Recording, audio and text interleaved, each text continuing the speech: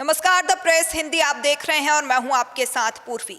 गुजरात से बड़ी खबर आ रही है जहां सियासी उलटफेर हुआ है। बड़ा सियासी परिवर्तन, हलचल तेज है जहां मुख्यमंत्री को छोड़ सरकार के सभी 16 मंत्रियों ने एक साथ इस्तीफा दे दिया है।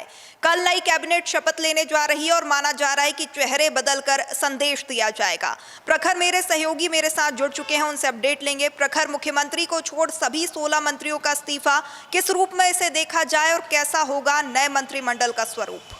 देखिए, बिल्कुल पूर्वी मुख्यमंत्री मिलाकर मौजूदा वक्त में कुल 17 मंत्री इस समय गुजरात के कैबिनेट में थे, लेकिन आज सीएम हाउस में मुख्यमंत्री ने एक बैठक बुलाई, मंत्रियों के साथ 1-to-1 चर्चा हुई। साथ ही अगर बात करें तो खबर यहां तक है कि न केवल मुख्यमंत्री और कैबिनेट मंत्री इस बैठक में थे, बल्कि बीजेपी के राष्ट्रीय महामंत्री सुनील बंसल भी मौजूद थे। और खबर यह भी है कि खुद सुनील बंसल ने तमाम मंत्रियों को यह जानकारी दी कि केंद्रीय नेतृत्व का यह फैसला है कि गुजरात के सभी मंत्री इस्तीफा दें और एक नया कैबिनेट बनाया जाए। हालांकि कैबिनेट रीशफलिंग की खबर लगातार गुजरात के सियासी गलियारों में चल रही थी, लेकिन खबर यह चल रही थी कि कुछ 5 से 7 मंत्री इस्तीफा देंगे और 5 से 7 नए बनेंगे। लेकिन अब खबर यह है कि कैबिनेट के सभी मंत्रियों ने इस्तीफा दे दिया है। हालांकि अभी देर रात तक गुजरात के मुख्यमंत्री भूपेंद्र पटेल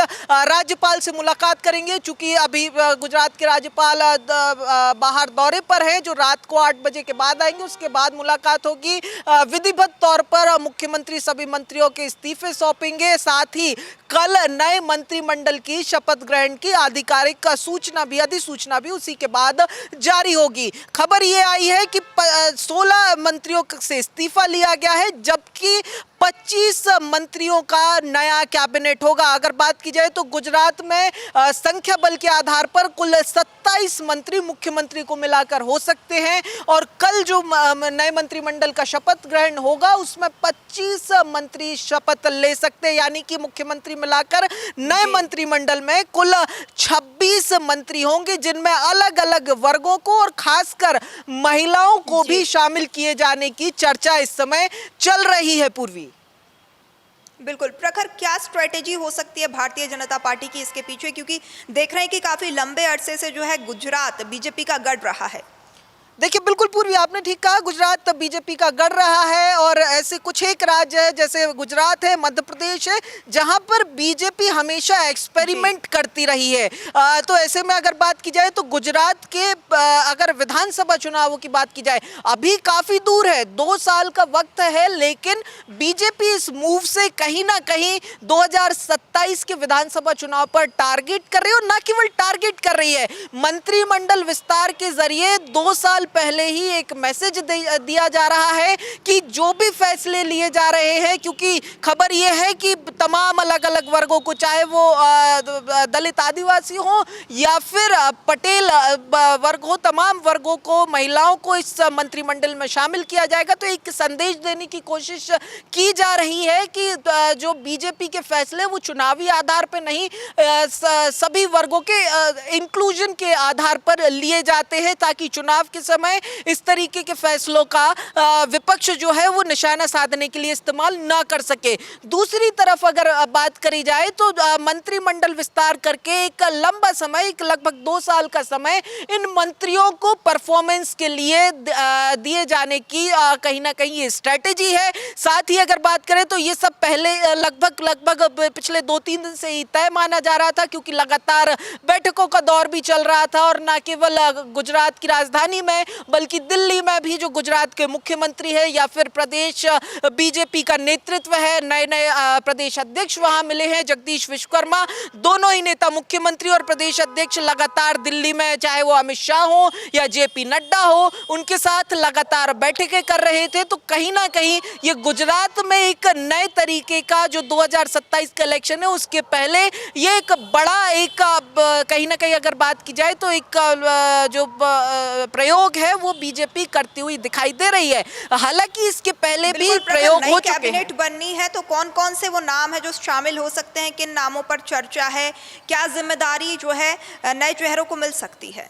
देखिए बिल्कुल पूर्वी 25 मंत्रियों का नया मंत्रिमंडल होने की खबर है, जिनमें महिलाओं की खास करके अगर बात करें तो महिलाओं को शामिल किया जाएगा, साथ ही अलग अलग वर्गों को शामिल किया जाएगा। इसके साथ ही हाल ही में जो कांग्रेस से बीजेपी में आए हुए विधायक हैं उनको भी शामिल किए जाने की चर्चा है। देखिए 2022 में जब चुनाव हुआ था विधानसभा का, उस दौरान लगभग 156 विधायक बीजेपी के जीत कर आए थे। बाद में कांग्रेस के कई और विधायक शामिल हुए थे। ये संख्या 160 के ऊपर पहुंच गई थी और कई जो कांग्रेस के विधायक थे वो अब तक अपने सरकार में क्या रोल होगा उसको लेकर इंतजार कर रहे थे और इस विस्तार में कहीं ना कहीं उनको भी जगह दी जा सकती है। अगर नामों की मैं बात करूं तो नामों में जो कांग्रेस से आए हैं उनमें हार्दिक पटेल का नाम भी शामिल है, अल्पेश ठाकुर है, सीजे चावड़ा है, अर्जुन मोडवाडिया है। इसके साथ ही सौराष्ट्र से अगर बात करें तो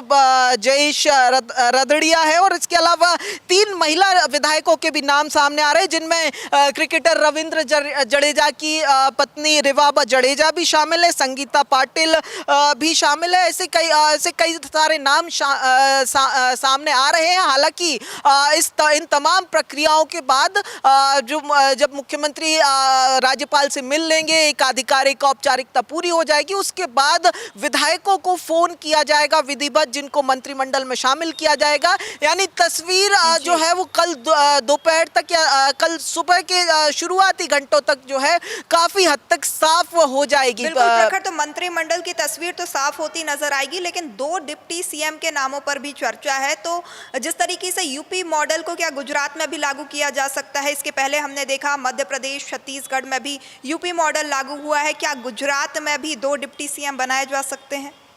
देखिए पूर्वी जिस तरीके से बीजेपी ने अलग अलग राज्यों में, खास तौर पर उत्तर प्रदेश के बाद जो एक प्रयोग किया था उसको दूसरे राज्यों में अपनाया है। खास करके अगर बात करें गुजरात से सटे हुए जिन राज्यों की अगर बात करें, मध्य प्रदेश में, राजस्थान में देख लिया जाए, छत्तीसगढ़ में देख लीजिए, महाराष्ट्र में भी देख लीजिए, तो तमाम राज्यों में जो है वो बीजेपी ने जब सरकारें बनाई तो वहाँ पर एक फॉर्मूला बिल्कुल साफ तौर पर जो देखने को मिला वो 1 सीएम 2 डिप्टी सीएम का फॉर्मूला रहा। कहीं ना कहीं नेताओं के पद और कद को जो है वो ध्यान में रखते हुए पार्टी में संतुलन बनाने के लिए ये फैसला, ये कदम बीजेपी ने उठाया।